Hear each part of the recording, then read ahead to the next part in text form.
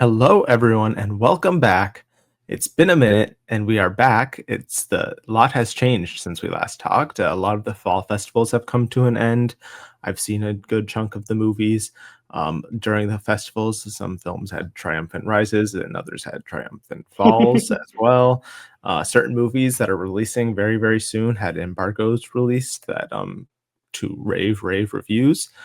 So our best picture predictions have had a few changes since then. I would say I'm actually less confident in my 10 now than I was before the festivals, which just does not make any sense, but that's where I am. This Oh, is I think it makes also, perfect sense. I guess, Perfect sense. given this season, yeah, it does actually make a ton of sense the way these movies have debuted at festivals. This is also the most difference we've had between our two best picture 10s this entire season so far. So that will tell you something. Any thoughts, Anthony, on where we are currently before we jump into our personal tens? Yeah, I think looking at my list, I always say that to be nominated for Best Picture, you have to be somebody's favorite film of the year. You have to be somebody's number one. And I think when I'm looking at my list, especially like the 7 through 10, I'm looking for movies where I think they can really pop with a certain subset of voters. And I think the ones that are going to get the most attention right now, I think the name of the game is attention. There's a lot of movies in play, a lot of movies that you could see make it onto a top 10. I'm picking the movies that are a little bit flashier. Maybe you're going with a more strategic approach. So I think that's where I currently reside. Okay. Well, without further ado, let us begin this process. So we're going to run down our tens and then we're going to go film by film. So starting off, my 10, I will get into this. I have Hamnet at number one. It's probably not what I actually personally believe, but I have Hamnet at number one. Then One Battle After Another. Then Sinners, Sentimental Value, Marty Supreme, A House of Dynamite, It Was Just an Accident, Avatar Fire and Ash, Frankenstein, and Wicked for Good. Antony's 10, we have, I believe, seven in common. So we, of course, have. I believe the three discrepancies we have are the Machine, Marty Supreme, and Begonia. Is that correct? Or No, is there one? I Which one am I? I have Marty. I do not have Rental Family. Oh, you don't have Rental Family anymore. Okay. No, I do not. Um, yeah. So, wow, that's shocking for you. That's why I'm completely aghast by that. Yeah, Did you see Rental Family? I forget. I did. I did. Okay. Okay. Yeah, I So just yeah. I'll let no, you you go. say your 10 first. No, I want you to tell me why I'm wrong and why Rental Family shouldn't be on the Number list. number number 3 is a little bold, I think, for Rental Family. I would like to hear why you have it that high, but I just think that is the kind of film that kind of needed to place at the TIFF's People's Choice Award. I feel like that's something that was like directly engineered to be. It's the perfect kind of film that usually wins or at least places at that award, and the fact that it didn't even place shows to me that there is a little bit of a disinterest and just there won't be a ton of passion for it. I feel like people are just pretty lukewarm on it, and I don't know if I feel like in this kind of season you will need passion to get in there. And I want to have a Searchlight film in there. But I don't think that they're going to have one. I guess they'll just let 20th Century Fox with Avatar and Springsteen do most of the pushing this year. Yeah, I think I'm just going to go for the movie. If we're looking between those three, for instance, and you have Avatar on your list, you don't have Springsteen, I believe, correct? And Yeah, so I think when I look at Rental Family, I think it's a movie that can appeal a lot to the actors. I think that people will respond to Brendan Fraser in another vehicle like this. And it just sticks out among the pack. I think a lot of these movies, even the more crowd pleasing ones, they seem a little bit more cynical. They seem a little bit more like they have an edge, or like a certain like just like a grittiness to it. Like you even something like Marty Supreme, like is like the cool kid, in the back of the classroom. And so I think Rental Family, its earnestness, I think will stick out in a similar way to Hamnet, but Hamnet is like the far opposite spectrum as far as where that earnestness is as far as tone. So I think that's why I'm going to keep it on, and I do think Searchlight is strong. And yes, that's the reason I have that one. I think the biggest discrepancy, as far as what we were saying before and now, is Begonia. And I honestly think the more that I thought I'm about it, I shocked that you put it in. well, We were it big had very doubters. well, we were big doubters until it got much. It was definitely more. It was critically received more in the favorite Poor Things camp than the Kinds of Kindness camp. Eh, I'd say I it's middle feel of the road between them. okay, but still, anything if we're closer to one of to the main group, I think that's strong. I also think that it promotes a certain vision that I do think when you look at a lot of these movies, they're going to be more quiet or intimate films. I think that's why something like One Battle After Another is going to pop because it's a big studio picture. But it was just an accident. Marty Supreme, Sentimental Value, Rental Family, Hamnet. These are going to be, I think quieter pictures, and so I think Begonia has a sort of brashness that I think will stick out. And I do think that you can't deny the Emma Stone, Yorgos, you know, power, creative couple that they are. They bring out great things in each other. And yeah, I think compared to some of the other movies that we had on our list, I'm not feeling that confident in Frankenstein. I think it says more of what I thought would be there and fell off. Frankenstein, some of the other movies that you have on your list. I just feel like That Bugonia, from everything I read about it, it's going to be too weird, and everything I read about it seems like it, even if not review-wise, it leans more kinds of kindness, sacred deer, that kind of tone than it does the Mhm. favorite or poor things. It seems more cynical and weird and just off-putting, which they have not gone for with Yorgos. I think the one thing though is that I think Begonia at least has strong across the board strength. It could get in with some craft categories. It could get in with the acting. It could get in with, Yorgos has proven himself in the top of the line category. So it has more awards and nomination potential than some of the other contenders.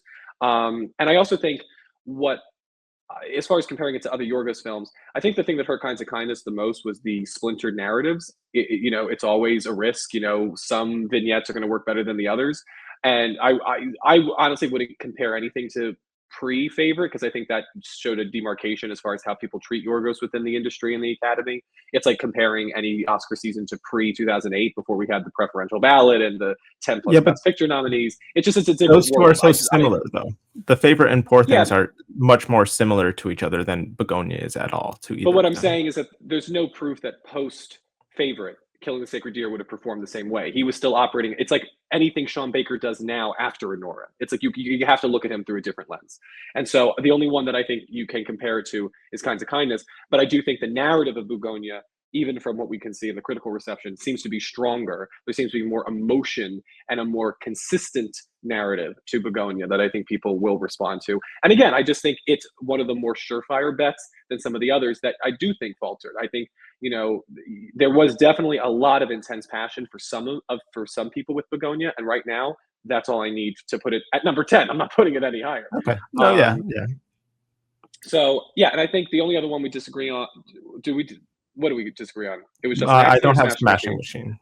I don't have Yeah, Smashing I Machine. honestly, it was. I think with all the good responses that Dwayne Johnson is getting, I think it could be a big hit for A24 at the box office. And honestly, it was your pushing of Emily Blunt potentially winning Best Supporting Actress, which I have not She's not. presented yet.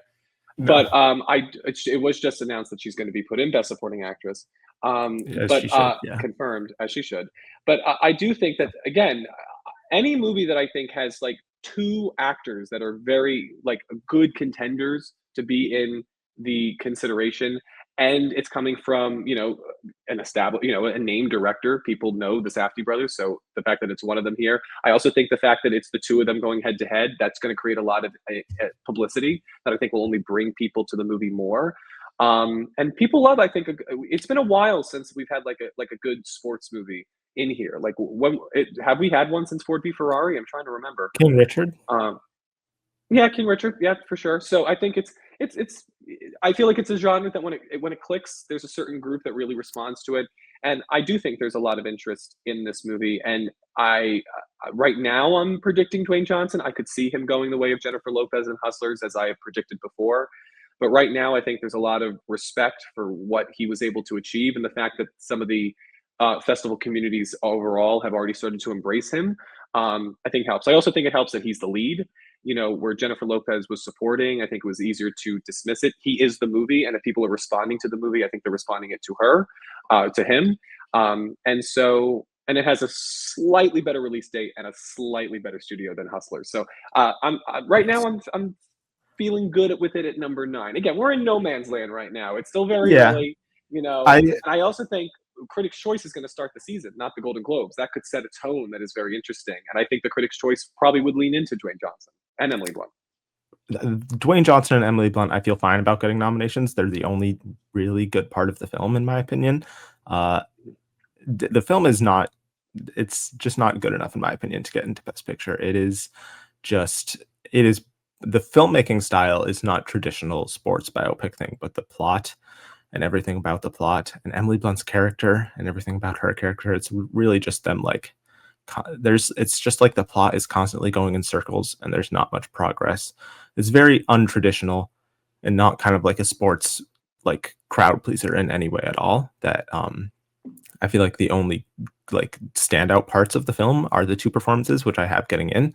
I don't think the film itself is good enough, which I think we saw after it released at TIFF. It got much more mixed reactions and reviews. I don't think it is good enough to break into a 10 this year, but I think it can get like make up Dwayne, Emily, and such. But I think at least with Begonia, Smashing Machine, and even Rental Family to a degree, at least they're more singular pictures. I think it's hard to compare them to other movies. Start Frankenstein placed second place at the TIFF People's Choice Award, which indicates a lot of passion. If anyone has passion of any filmmakers, Guillermo del Toro, they love him.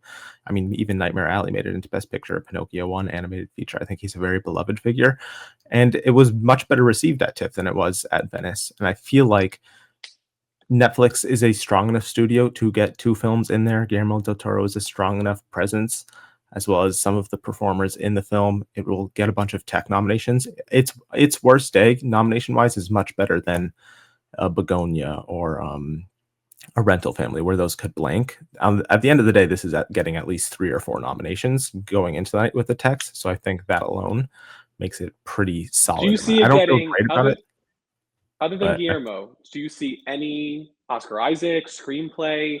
Like at least Bugonia, I can point to screenplay, maybe Emma Stone. I can point to some more above the line contenders. I think Frankenstein is that Nightmare Alley sort of below the line player, and I also think Nightmare Alley. That's what it would be. That was a we were looking. I think 2021 they were looking for spectacle because you had so many of these pandemic movies. That's why I think Dune did so well that year, and I think that stood out amongst being the Ricardos and Tick Tick Boom. Like it was a spectacle movie that had a lot of craft to it. Frankenstein's not going to stand out that way in the same way that Nightmare Alley did, and that's I would caution comparing Frankenstein to Nightmare Alley's performance. I don't think that's why they picked. I think they picked Nightmare Alley because they liked the movie and they like Guillermo del Toro. I don't think they were like, well, we need more. They like the movie. Well, that's how they vote. I mean, I don't think they're like looking at their list and they're like, I need more spectacle in this list. I don't think that. But I think really Nightmare Alley stood out on that ballot because of it, and if there were a lot of because obviously. Being the Ricardos got 3 acting nominations, Tick Tick Boom got an editing nomination. There was love for those movies. Why does Nightmare Alley be the one that goes over the finish line? I think because it stood out in a year that didn't have a lot of craft and a lot of spectacle. That movie had that, and it distinguished itself among the group. We're not lacking spectacle. We have. I know, Sinners, but I don't Wicked, think that's how Nightmare Alley got in your there. list. I feel like that just isn't. Nightmare Alley is not really a spectacle film, and I think it has good text and craft, which Frankenstein has too. But I think if they vote for it, it's because 1, Guillermo, and 2, they like the movie, and I feel like it got good enough reception at TIFF that I feel like it will be good enough received overall by a more general audience than say critics at Venice. My comparison would be, you look at the year we had Mary Queen of Scots the same year as The Favorite, and the reason why Mary Queen of Scots I think doesn't do anything really other than a SAG nom for Margot Robbie is because The Favorite was already drinking its milkshake.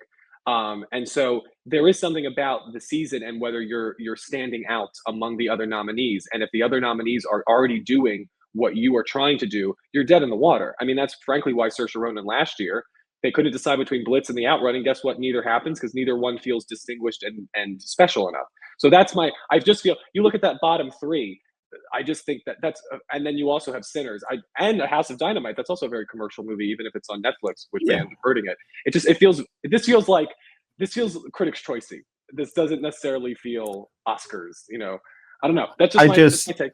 I don't think Smashing Machine really gives Oscars either. I don't think Rental Family either. I feel like, this is why this is a hard time. I feel like I only feel confident in my top 4 or 5 maybe, and the rest I could easily see missing. But let's move back up to the top and let's talk about Hamnet versus One Battle After Another, which is what I think this season is going to end up being. I have Hamnet, you have One Battle After Another. If I were going to be completely honest with myself, I would have One Battle After Another at number 1. I am waiting to see the box office, and then if it does at least decent, I will put it at number 1. It just seems undeniable, honestly, at this point. I feel like it might just end up sweeping the awards like Oppenheimer or Nomadland, those kind of seasons where it just sweeps the season. Not only are these like some of the best reviews of the year or of Paul Thomas Anderson's career, these are like best of the decade or century level reviews. I believe it's at a 97 on Metacritic with 30 something reviews. That is the people who are seeing it are not only giving it a good rating, they're giving it like a 10 out of 10 rating, which is insane. PTA is probably the most overdue filmmaker right now. He's got 11 nominations. He's got no wins. It's also seemingly a very timely movie. It's centered around political radicalism, racism, white supremacy, a repressive government, ICE abductions, all of that stuff. And on top of being timely, I feel like in a way, you can kind of tell, I haven't seen it, but I feel like it's also a little bit of a personal film for PTA. I think you can see that he himself is probably horrified by the current American moment and frightened for his own family. I feel like you can kind of place himself in the film. He has a mixed race family. He is married to Maya Rudolph and has mixed race kids. Leonardo DiCaprio has a mixed race child in this film. I feel like beyond just being political and timely, there's also a personal connection there. So the only thing that is stopping me right now is the box office. If it does at least decent, I will put it at number one. I think it will do at least decent, honestly. Leo is a good enough box office draw that I feel like it will do well enough. So that is probably going to be my number one, but I'm just waiting and seeing. And I do have a good argument for Hamnet, but let's talk about what you have at number one, One Battle After Another. Well, I think the movie that we're always fearful of when we bring up the box office, because box office doesn't always hurt your movie. It certainly helps a movie, like it's helping Sinners this year. But it's The Fablemans. That's what we're worried about. But I do think One Battle After Another, at least from the outset, we're like, what, a week and a half out. I think it'll most likely be the number one movie of the weekend. So it will have that headline. You think it'll beat Gabby's Dollhouse? That's from I can't tell if you're joking or not. No, it's actually pretty. I don't pay attention to the tracking, but I do know that's like a pretty popular like kids franchise. Yeah. But I'm gonna hope that even if it gets half the Oppenheimer crowd who went out to do the whole 70mm thing, like it still puts it in like what 40 million for opening weekend. It's tracking, I think, at like 20 million. I don't think it's gonna go that high. We'll see. I think I would hope people are getting, and I think also, listen, the news is changing on an hourly basis as far as making this movie relevant. So we'll see. I do think what's interesting this year, I think more than last year, because last year kind of felt like Picking a Nora was like, oh, we're going to distract ourselves from the state of the world. But this year is going to be the sort of like Moonlight, Nomadland. We're picking a movie to be a political statement. And I could then see One Battle After Another benefiting. I agree with you. I think the Paul Thomas Anderson overdue narrative is definitely contributing to it. It's a big sort of, they don't make them like this anymore. But I mean, Warner Brothers investing so much into this original, like this sort of, it's adapted from a book, I think from the 60s. Loosely, Vineland, yeah. Loosely, but I do think like it's it's not a known IP, so like it's not, and it's so by all means an very serious drama. Yeah, so and I think Leo, of course, brings his star power with it. It's going to do well in the acting. I think Paul Thomas Anderson is a very good shot of winning Best Director. Finally, I feel like it'll do well with the crafts. I just how can you deny it? I think Hamnet. I also think One Battle After Another, from what we can tell. If Steven Spielberg seeing it 3 times can give us any clue. And that's insane to me. Entertaining movie. Yes, it is entertaining. It's insane to me that Steven Spielberg, I know it's not out yet, but Steven Spielberg is out here like promoting One Battle After Another when he's a producer on Hamnet. It's like that alone should show you how much there is love for PTA in that film. PTA, yeah, for sure. And so I think that what will benefit One Battle After Another, which could potentially hurt Hamnet, is that Hamnet's a vibe, and it might not be some people's vibe, and I don't see it as a rewatchable movie. And if Steven Spielberg is cause for anything, One Battle After Another seems to be a very rewatchable movie. I know a lot of people who are already going multiple times because they want to see it in the different formats. There is a method to promoting it in these different formats because it makes it this sort of thing like collect them all, collect all the experiences. And yeah, it's definitely speaking to the times. And it just feels like the movie that has the most gravitas out of all of these. And I think, I would, at this point, I mean, I think the trailer swayed me off the first time, but there was the trailers are not good. Yeah, so I think that's why I originally took it down. But there was always a part of me. I think if you go back in April, whenever we did this, at the start of the season, we had it at I think number 2 or 3. So I feel like just because there's just a lot of doubt afterwards that was spread between test screenings and all of that stuff. That I think we never dropped it out, but we did drop it lower. Mm-hmm. Though I will say again, because of how fast the news is changing, there is a sense that maybe some people just don't want to think about it. You know, once it finally Yeah. debuts, or if they want to think about it consistently throughout all the shows. You know, I do think this will be a very. We haven't seen this a sort of political moment matched with a political movie like this in a while. Because even like Moonlight, that isn't directly relating to the politics and the Yeah. controversies of the time in a way that this will be. So uh, I'm very curious to see what the reaction is from the whole political spectrum within the country and abroad. That is another thing, is that it could be a way of It's very international American. voters. Yeah. But it could be a way of international voters kind of like saying, yes, this is the problems we recognize with your country, too. Mhm. I'm very curious to see how it resonates there. Yeah, I think it's very strong. I also think because Hamnet is going to have a place to honor it somewhere else that we kind of already know. It's locked up, yes. Best Yeah, Actress is so locked, yes, for so sure. Hamnet, we're good. And Do you Chloe's think won. if she has one and PTA hasn't, and she's won recently within this past decade, um, do you think if One Battle After Another wins, Leo can win? Because like the last 4 of the last 5 Best Picture winners also won with their lead. So I feel like I think I have to see it. I have to see the yeah, performance, because I do think there's a lot of love going to the supporting cast, that I'm yeah. seeing. The listen, he's one of our most beloved actors, He's so actually never say promoting never. this too. Like he's gonna be Yeah, on the I think Jimmy Fallon show for the first time in like nearly 20 years, I think. let's hope the Jimmy Fallon show is still on in a It week. still That's the exists. world we Yeah. live in. Yeah. Yeah. But yes, I think when he wants to promote, he is a charming promoter. So he could, but I do think there's going to be. I think I do sense a Jimmy Stewart sort of campaign. There's going to be a lot of love for Timothy, and I think if Jeremy Allen White gets in the category, it's only going to improve the thing of like, well, he just did this last year, so this is his time. Yeah. Yeah. And I also think because in many ways it's almost it almost would feel wrong that like here is the next Leonardo DiCaprio and we're gonna No, make him wait. it'd be funny though. Especially Funny, after maybe. last year when it was like Timmy who could potentially beat the youngest best actor like record against the actual youngest best actor record winner and he loses and now it's like Timmy versus Leo he's kind of like the new Leo and then Leo takes his second. That would be Yeah. ironic.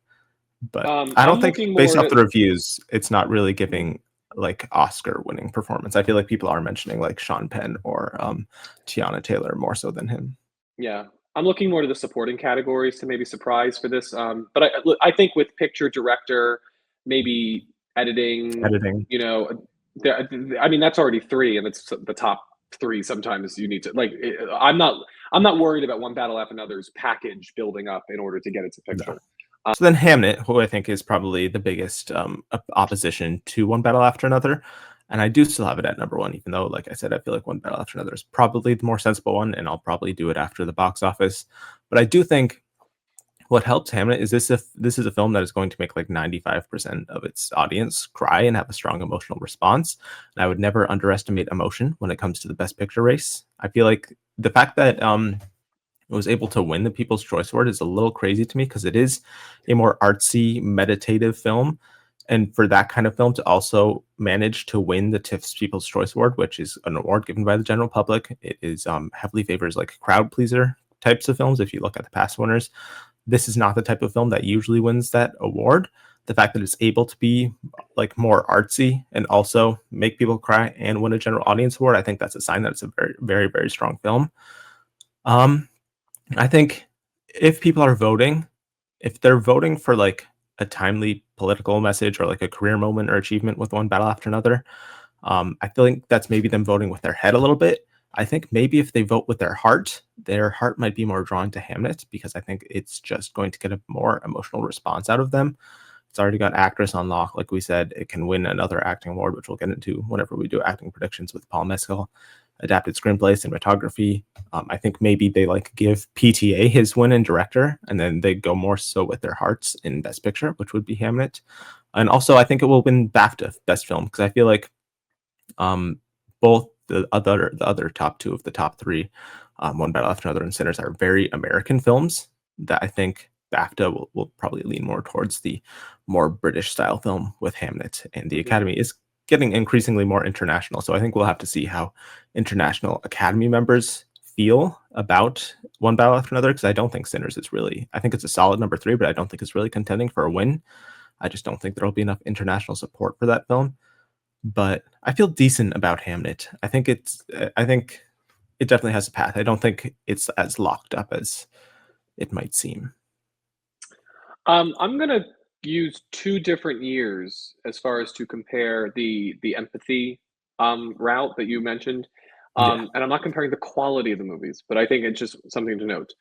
Um, Brokeback Mountain, I think, was definitely a movie that made more people cry. But Crash was a different sort of empathy because it was political empathy and people feeling with what that movie was discussing. Whether they should have done is a different issue. And yeah, yes, there was the whole anti Brokeback thing, which is why then I point you to 2018, where I think Roma was certainly more of an empathetic journey than Green Book. But Green Book, again, attached itself in a different way to empathy. And so I think sometimes you don't have to be the most devastatingly emotional movie to then win. It certainly helps. I think if you are the movie that's making people cry, you look at King's Speech over Social Network, that certainly helps you. Um, but I do think One Battle After Another, because of how rooted it is in its political um, subject matter, will make people emotional maybe in a different way than Hamnet. Hamnet will be, I think, a yeah. more in the moment cry. I think One Battle After Another could be a movie that sticks with the audience longer, especially as the news continues to support the thesis of what the movie seems to be talking about. But I think, listen, it's definitely worthy, and I think it's one of the movies that I think is a surefire. Which this year, yeah, puts it in the top two. Yeah, yeah. I feel like it's a solid 1-2 race right there. I don't. I mean, we can talk about Sinners now or Sentimental Value. I don't see either of them as Best Picture winners. I feel like Sinners is kind of really hurt by One Battle After Another. I think it's going to be Warner Brothers' main push this award season. It can still get a lot of nominations. It can still have a potential resurgence later on by I think it can still win SAG Ensemble or something. But at the end of the day, it is still a vampire genre flick that came out in April that I personally don't think has as much of a outright message to it as a film like One Battle After Another. I feel like it's more seen as a fun, very well made film than it is seen as an important film, which I think is that label is given much more so to One Battle After Another. Yeah. I'm also kind of I worried think it underperforms maybe a little bit. I mean, listen, I think craft is strong. Maybe the actors do well, but I could also see in a situation where it's an ensemble player, but not an individual acting play. Yeah. I just think ultimately, and we've shared our thoughts on the movie, that when choosing to take the left or the right, as far as be an entertaining genre movie or be a movie of with a little bit more substance, it takes the Yeah. left. Which is not there's nothing wrong with that inherently, but it does mean that if you're trying to determine why, again, why this movie deserves to be a Best Picture winner, it'll certainly get nominated. But Hmm. why it'll be a winner makes it harder to make that case. And then Sentimental Value, I think it's a very small, intimate European drama. I don't see it being the sort of movie that a lot of the American producers and below the line talent are going to get behind, really. Especially coming after Anora, which was a smaller, intimate indie picture. I don't see Sentimental Value them being able to do it. Frankly, also maybe Hamnet is hurt by that. It's too small. It's too many small movies in a row. Yeah, but the emotion is so Based, big in Hamnet, I think that yeah. overcomes it. That my issue with Sentimental Value was I think it did take a little bit of a hit during the Fall Fest, at least compared to how it debuted at Cannes. The reception at Mhm. TIFF was not nearly as strong as it was at Cannes. Just talking to other people who saw the film, and as well as how I felt about it, liked it, respected it, especially on an intellectual level, but less so on an emotional level. I feel like emotion wise, it's a little bit at a distance for a lot of the film. Um, so I feel like Those Europeans, man. it's European with its emotions for sure. So I feel like it doesn't have enough of an emotional punch to it to be a Best Picture winner. It'll be a strong top four contender. It'll be the strongest international contender that we have in Best Picture. I feel like, and I don't even feel very confident in Skarsgård as a win anymore. We'll save that for when we do our acting predictions. But after seeing it, We're teasing a that lot of performance, people today. yeah, we are. Yeah, stay tuned, guys. Subscribe. Stay tuned. But I just don't think when I was watching it, and I also then saw Hamnet a day later. I was not I saw Skarsgård performance, and I was like, this isn't really giving an Oscar sweep level performance. And I saw Paul Mescal's performance, and I was like, that is an Oscar caliber performance. So we'll see. We've also got Sean Penn in the race too, so that will be a fun acting race to follow. As I think some other races like actress are going to be sweeps. Mhm. And I will say, listen, I know that we in the 2010s in particular, there was a run of smaller movies, but I think now, you look at even a small movie like Everything Everywhere was like a big small movie. Oppenheimer, of course, was a very big movie. Anora was smaller, but Anora was in a very rare year because of That all the race was weird. controversy. Either of these Exactly. top two would have won last year Potentially, against yeah, Nora. I maybe, feel, yeah, yeah. I feel. Um, all right, let's talk about this because I really don't see a world where Marty Supreme and a House of Dynamite both get in. I, How I, I so? just think I just feel like they're going after the same voter. They're going after the same voter. They're definitely more an entertainment play. I feel like they're more like I think House of Dynamite. Listen, I'm very much looking forward to the movie. I think it'll be a lot of fun. I just I think Netflix is not the home for that sort of movie in order to get it here. Like, Well, that's my question. That's one of the dilemmas of this award season. What is Netflix going to choose as their main awards push this season? I think we all thought it was going to be Jake Kelly until it premiered to pretty not amazing reviews. I feel like all of their films got worse reviews than expected, besides A House of Dynamite. Like, it didn't get rave reviews. There's still some detractors who say it's like more basic Netflix action film or that the story structure doesn't completely work. But unlike Jake Kelly and Frankenstein, um, I feel like it did better than expected with reviews, and it can get noms in picture, screenplay, editing, casting, score, SAG ensemble, stuff like that. That number 6 spot is essentially whatever Netflix chooses as their number one push, which I feel like it probably will be House of Dynamite. It could end up being Jay Kelly, but I feel like it could just be based off the Frankenstein if they feel that has the best chance of getting other nominations that then rise, maybe. then rise the movie. I don't know. We'll see. I just feel like I'm not feeling for Netflix this year. I think we could see a world where there are no Yeah, Netflix you movies don't in have Best any. Picture. I feel like they're going to get something in there. When was the last time they've had something in since they were pretty much an awards juggernaut Well, in you got to look at what it year by moment? year, and I just don't know if they have the goods.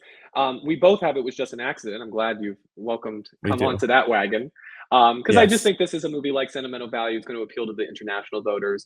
I think it sticks out. I think the story behind it, how the movie was made, is going to be very fascinating.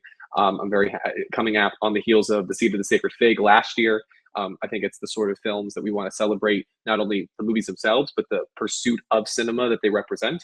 Um, and yeah, it's also it leans more comedic, right? So I think that It's yeah. Oh, it's like definitely it it's not like yeah, artsy. It's definitely a crowd pleaser in a lot of ways. I feel like it's yeah. it's very funny throughout. My main dilemma here is kind of similar to the Netflix dilemma. What is Neon's number 2 this award season? It's either this or No Other Choice. I feel like they've got to pick one or the other. I Mhm. think they'll probably pick this. It's got the Palme d'Or. It will actually be submitted in international by France, which we did not expect, so that helps. I think it's got a much more compelling narrative, like you said, behind the film with Panahi than No Other Choice does, which I think that narrative is really only like, let's give Park Chan-wook his Oscar moment because he hasn't had one. The only thing I find semi-concerning is it didn't even place in the TIFF's People's Choice Award for International People's Choice, which No Other's Choice won. It was just an accident, only won on like a small jury of people, whereas No Other Choice won with a much larger voting group that I think has like represents probably the Academy more with just a wider array of tastes and just more wide appeal. I do think No Other Choice probably has a little more wide appeal, but I can't put 3 Neon films in Best Picture. And I feel like they also overlap in a lot of the same categories. Like if they're in Best Picture, they're in director, they're in screenplay, they're in Mhm. international. That's probably about it. I don't think Neon is going to be able to do that for No Other Choice, Sentimental Value, and It Was Just an Accident. So I can't put all of them in there. So right now, I'm going to say It Was Just an Accident is probably going to be their secondary push. But if they get more behind No Other Choice, I will flip them out. That's what I feel. I co-sign. All right, and so then Okay. let's talk about the last two The blockbusters that we haven't gotten blockbusters. to. One that we both have, though you have more reluctantly, and one that I don't have. And I 4 and want you to 10 here. tell me. Yeah, I want you to tell me. As are we surprised? I want you to No. tell me, why does Avatar get in? Does it get in just because it has enough support from apparently the fans of the previous films? Because I do think the first one gets in. We know why it gets in. It's a unique piece of cinema. It was the Best Picture frontrunner for a long period of time during that season. It's James Cameron's follow up to Titanic. Technological advancement. Dot dot dot. We know. And then Avatar: The Way of Water, I think, gets in because we're trying to bring back people to cinemas with Top Gun Maverick. It's a big hit for the movie theaters. it is this another technological advancement, and the fact that he was able to do it again, I think, really did impress people. Why 3 years later are we going to care about Avatar enough that it sneaks in here again? It's more so I have so little confidence in so many of these other films that I'm just putting my faith in Jim Cameron. I They always say never doubt Jim Cameron, and I'm choosing not to doubt him. Like if all of these contenders in the 7 to 10 spot or so, like those last few spots remain up in the air or unsure, I feel like the third installment of a franchise whose last two films got in and will make like $2 billion in the middle of award season seems like a safer bet than some of these other films that are up in the air. So I'm It's mostly fair. just going based off that. It can get the same nomination package. I don't think it will add anything, but like a solid like 4 nominations. And I it's think sure to win there one. is love. Yes, it is going in the door with one locked up Oscar. Yeah. I do think there's a lot of passion for the franchise. So Yeah. Again, I'm very curious because I always think like the passion for the franchise is the external elements. It's the technological advancements. It's Jim Cameron's ambition and his passion, and it's not the narrative. And so I think this is going to be where the story's really going to have to connect. Like if people yeah, aren't jiving with the story, well, they're not going to nominate it 3 times for the same thing, And so we'll see. We'll see. Again, you could be right that it's just that no other movies rise, and that this is just such a well. We like Avatar, and we've done it before, makes so and much money.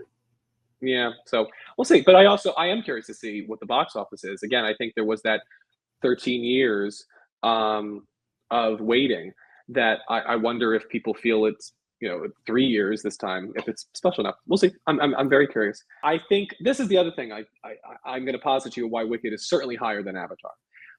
The reason why Wicked got in last year is I think not the same reason why Wicked gets in this year. But I think the Okay. reason why Avatar gets in this year is more or less the same reason why Avatar got in last time. Does that make sense? Yeah.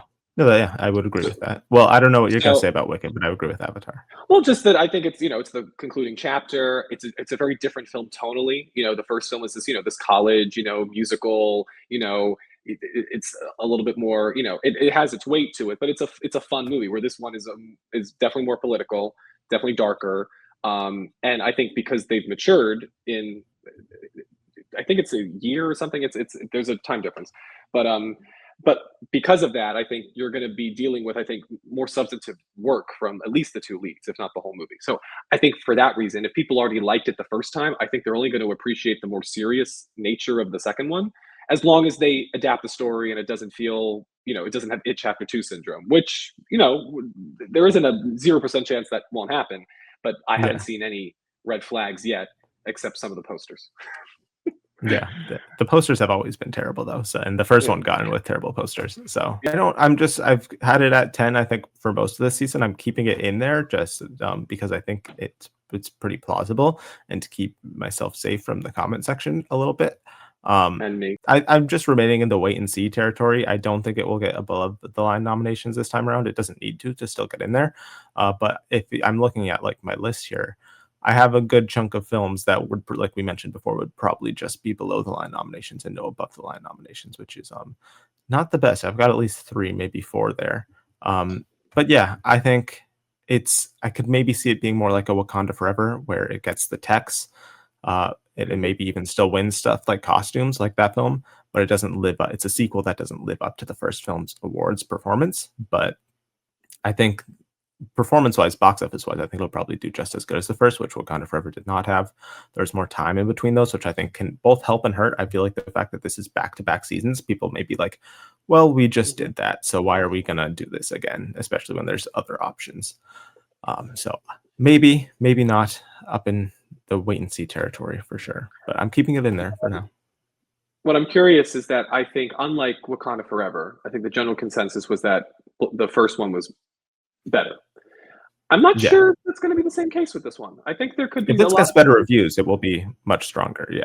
Well, I don't know if it'll get better reviews, but I could just see people like it being like, "Oh, I like this one better," like or acknowledging Black Panther: Wakanda Forever was definitely a sequel and definitely a very different movie due to the nature of the production and having a new main character. Yeah. Where Wicked for Yeah. Good is like, well, this is the full story, and it's like it's almost like the Way of Water argument in a weird way. It's like, well, whatever we liked about it the first time, we like about it the second time, just on a truncated timeline. This one's Um, going to get into more like stuff that the Academy may consider more like franchisey or cheesy, though, with it more as it leans more into Yep. the Wizard of Oz stuff. I feel like that's dangerous territory to lean into, like one of the most beloved The classics of all most time. I feel like the most you got to iconic nail that. American movie. Yeah, Yeah. if you do that and it Yeah. doesn't work, people may be like, "What is this? I don't really get like this is how these people become like the scarecrow." It's kind of like Han Solo, the Solo movie or whatever. Like this is how he gets his gun. This is how he gets his name. It's like, oh, this is how But the also scarecrow remember, happens. Or, we're building off of a movie that everybody loved, where it pitched Glinda and the Wicked Witch of the West as college roommate. So I think, well, yeah, I no, that's grant you, but like the general conceit of this story is ridiculous already. We just already accepted it that is. part. So, but yes, Yeah, you're right. When we see Dorothy, it's definitely going to be a more glaring. It could be seen as more commercial. But I do think what I think, and this is my bold prediction. I think it will lose some nominations, I think, from the first film, but I also think with the we'll original gain song too. category, it will gain them. So I could see a Yeah. world where it also has 10 nominations at the end of the day, which is kind of crazy. If it gets the acting nominations, then yes. I don't think it will, but I Yeah. think even without the acting nominations, it's probably solid with like a 6 or 7, maybe 8 Yeah. nominations with the 2 songs. That really brings it up. I don't know if it will Which win is song, more than but Wakanda Forever. So I think that at least yeah, puts it in that top tier. Wakanda, Yeah, I yeah, am very curious what original song now. I'm curious if like the two of them split and K-pop goes through, or they're just going to say Wicked is a Best Picture nominee, or and Sinners that is still to up in the them is more race. important. Sinners, yeah, Sinners to me is feeling more like Killers of the Flower Moon. Like it gets in, but it's not really a win competitive because I don't think it's going to be as popular a song as the other three. I think it'll be And that's maybe the most central to, I mean, these songs will actually all probably be pretty central to the movie, which is a oh nice yeah, change of it's pace. especially after last year. Yeah. Last Oh last God. year's song speech was an amazing winning speech for sure. I think it's crazy to Again, have Rental Family at number 3. It's a little high. it is. Listen, the top two are the top two, and Yes. everything else, I would say, like it's in tiers. I wish we did this in tiers. There's the top Mhm. two, and then there's like 3 through 8, and then 9 and 10. Okay. Yeah. Yeah. You Yeah. know, No, it's it's interesting though that our lists were much more different this time around. It does indicate it's in a very, very free flow state right now, for yeah. sure. And other stuff we already mentioned, no other choice. We talked about that a little bit. Neither of us has Springsteen, which most people do have in there. I had it in there last time. I'm just looking at the reviews and like the ratings from Telluride, and I'm just like, it doesn't give. I don't think there will be the passion for this like there was for other biopic performances. I don't think Scott Cooper is a super strong director compared to like a James Mangold or a Baz Luhrmann or the other directors that got their biopics in there. I feel like, and I just look at the nomination potential. I feel like it would just be what Jeremy Allen White, Sound. What else would it get besides that? I don't really see anything else. I'm feeling Rocket Man, where because it comes out a year after the previous one that kind of did a lot better at the Oscars with a complete unknown for Rocket Man was Bohemian Rhapsody. I just don't see Yeah, this movie being that again that distinct in order to push it across the finish line.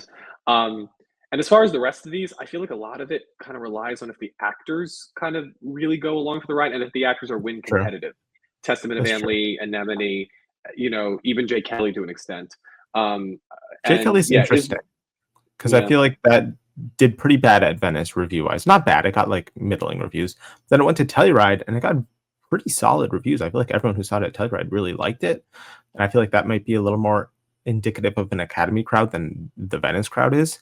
Um, if this ends up being Netflix's main push, maybe it could also just kind of maybe end up being like an Naiad where it gets like 1 or 2 acting nominations, but it's not their main push because the acting nominations are veteran actors, which we always need at least 1 or 2 spots of in most of the acting categories. But right now, I don't see, and it's not like Baumbach is like some beloved filmmaker within the Academy. He hit with Marriage Story. That's pretty much it. It's not like every time he hits, he's back Barbie in. can't deny Oscar nominated for Barbie, Yeah, I'd say but that's more not. Greta Gerwig's achievement than his. I And agree, she but she hits pretty much every time with when she's with the Academy. So maybe if same. she helped, she stars in the film, but she's not really involved with this one. Mhm. I do quickly want to say Train Dreams. Netflix should choose this as their number 1 push just because it's so good. They obviously won't. But I feel like it's got decent potential with actor. I feel like Joel Edgerton is incredible in this. I think it's his best performance. The cinematography is beautiful, and adapted screenplay is open enough. And the same team got in last year with Sing Sing, even though that film underperformed.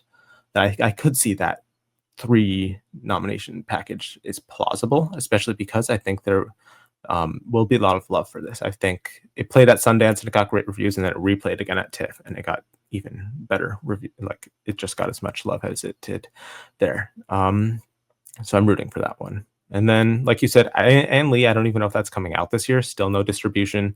It's not, in my opinion, a good enough or even wide appeal enough film to get into the Academy. Even if, like, say, Searchlight picks this up, this is not a Best Picture contender. This is like just Searchlight wouldn't pick it up either because Searchlight doesn't pick stuff up this late. But even if someone big picks it up, this is just Amanda Seyfried, I would say, for sure. And then An Enemy is a wild card. Like, who knows? Maybe that could end up being amazing. We'll know soon enough at the New York Film Festival, but I think at least we have to consider Daniel Day-Lewis and maybe even Sean Bean in supporting actor. Yeah, is this thing on? Is maybe if it gets good reviews, this will end up being Searchlight's push instead of Rental Family.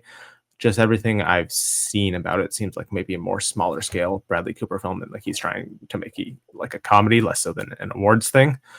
But who knows? Hey, that might work for him. You know, it might. Yeah. I want it clear. I never think that he's desperate. I think he's made 2 really good movies, but maybe that feeling that he's not trying to get an Oscar maybe ends up helping this movie. I don't know. We'll see. But I also think because he's not the lead too, right? It's Will Arnett and Laura Dern. Will Arnett is the lead. Yeah, that could also help him. Who knows? Maybe I honestly maybe would put that a little higher. But we shall see. It's also been test maybe a little too small. Yeah, the test screenings were positive, but not amazing. But this has been an interesting season for test screenings as well. Like One Battle After Another, Sinners, Hamnet all were supposedly mixed test screenings, and those are your top 3 Best Pictures. So never trust them. And that's pretty much it. I mean, like Weapons isn't going to be a thing, I don't feel like, besides we'll get into Amy Madigan whenever we do our updated predictions.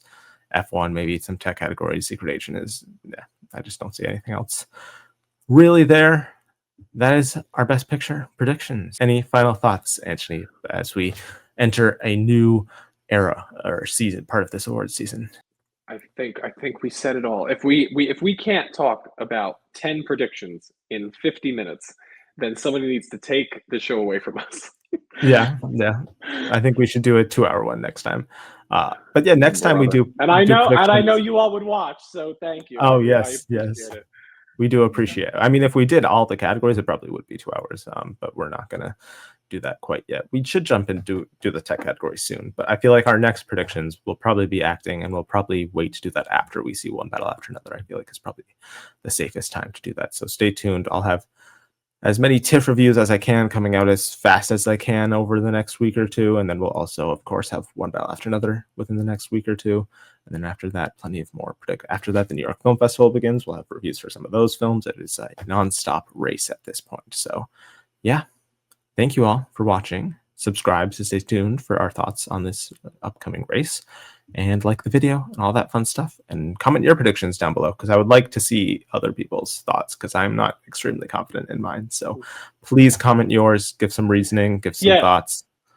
You know, when Mr. Independent here has Avatar, House of Dynamite, Frankenstein, and Sinners, it's like something's going wrong, man. Yeah. These are so not the movies that you would want to see on that list. No. I'm making up for it by putting Hamnet at number 1, but even then, I'm just like, it's not going to probably happen. It will probably be One Battle After Another. But yeah, your thoughts would be much appreciated, guys. So please share them. And yeah, we'll see you in whatever video comes out after this. So goodbye. Much love.